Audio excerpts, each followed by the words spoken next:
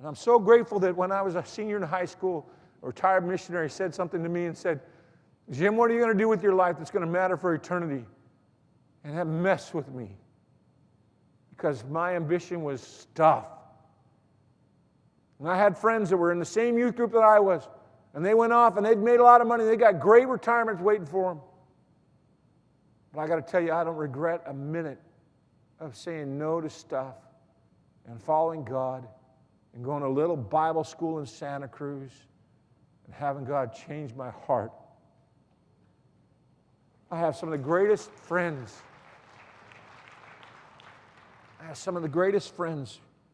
College friends, people who are in ministry, missionaries.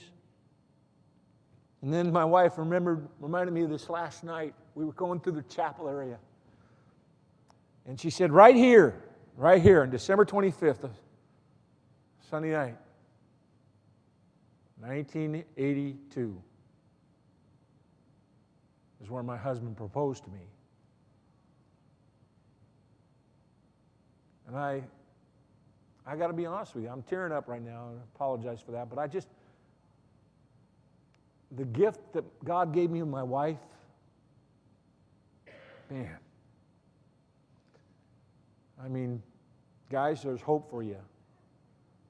Because the same God who loves you loves me, and He gave me my wife. And if God put that heart in your desire in your heart to be married, trust Him. My kids, if you go out into the chapel area over there, you notice the walls have all been painted. In 2 days, my son Nate painted all those walls. I came in there last night, I was so proud of him. I was like, wow, Nate, you did a great job. But you know what? More than painting a wall, the greatest joy in my life is to know my sons love the Lord with all their heart. All I can say is it's been a great ride. It's been a great ride in this old dumpy wheelbarrow.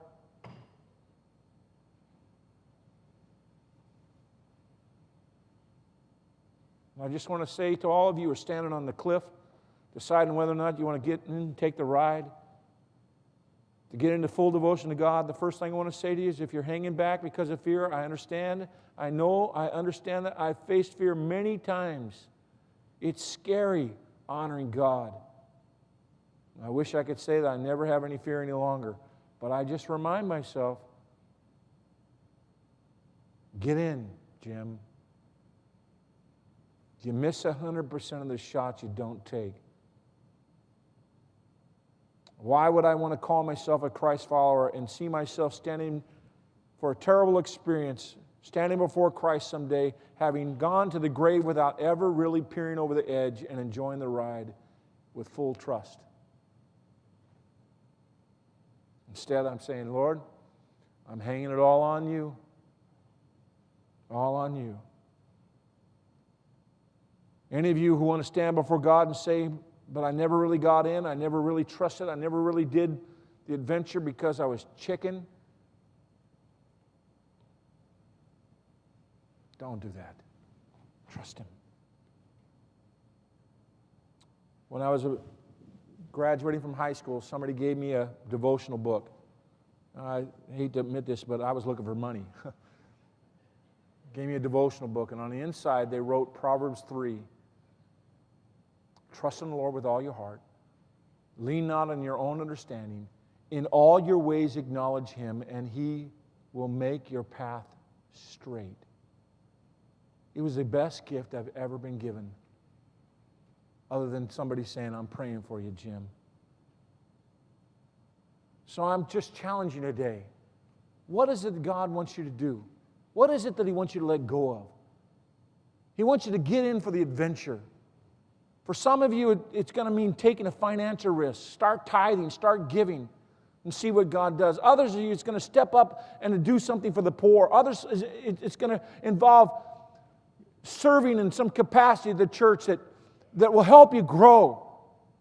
Some of you, it's just going to be taking the step of daily Bible reading and not letting other things crowd out Christ in your day. But during the ride, when it's loose and when it's real scary, I want you to remember, you're more than a body. You're worth more than a bird. You last longer than a flower. And you have a loving Father who will fulfill His promises always.